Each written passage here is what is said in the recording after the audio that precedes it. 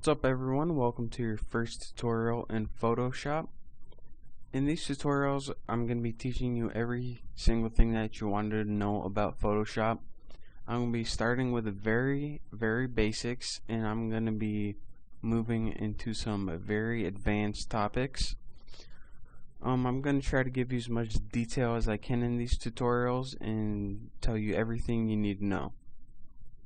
So before we get started in Photoshop, before we get started working everything, let's just get to know our way around Photoshop.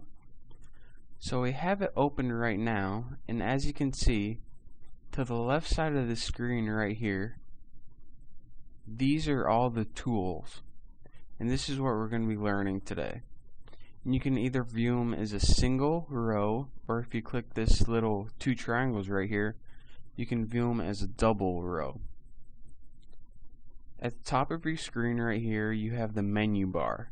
Now this is just like any other menu bar in any other program. You have all your basic functions like save, open, new, copy, paste, as well as some other more advanced ones. We'll get into that more later. To the right side of the screen, you have what is called the palettes. Now this is what makes Photoshop different than any other image editing program. These are for the more advanced topics, and we'll get into these later on in the tutorials. And in the middle, of course, you have the image window. This is for the space for whatever image you're working on. And right now I opened up this image right here just to display what all the tools will do. So let's start. The first tool that we need is called the Move tool. It's the very first tool, and if we click it, we can see what it does. The Move tool does exactly like the name says. You can grab part. Now the next tool is called the Marquee tool. Now anytime there's a little triangle next to the tool, it means that there's other tools along with it. To get to these tools, just highlight over your tool, click it, hold down, and you can see the rest of your tools. Now this one has an elliptical marquee and two other ones with it.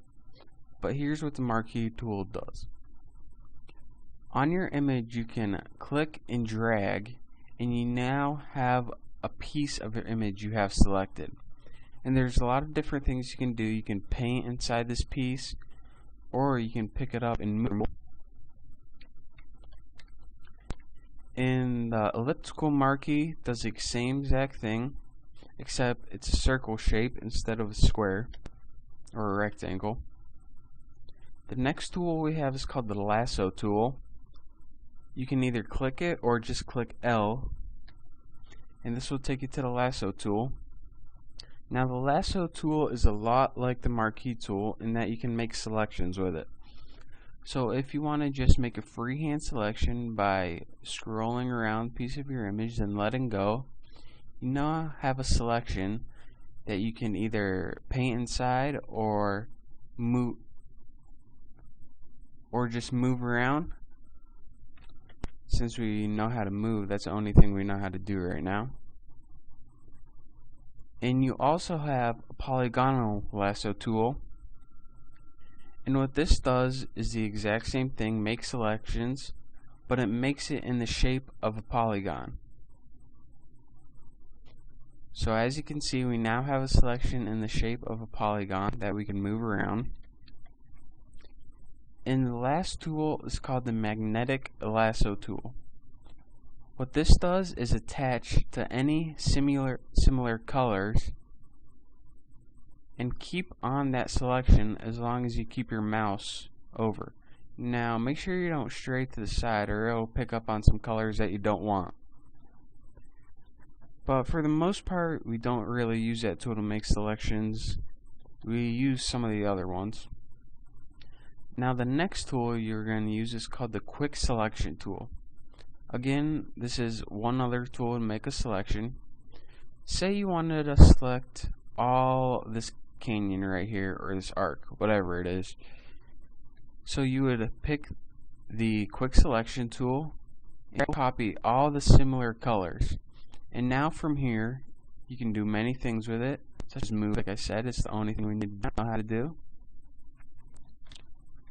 So the other tool in that section is called the magic wand tool, and it's much like the same, just picks the same colors that are related to that color and selects all the similar colors. Now the next tool on our toolbar is called the crop, and just like the name implies, if you want to crop your image and don't want the entire thing, then all you have to do is highlight, drag over whatever part of the image you want, and let go, and you now can crop your image.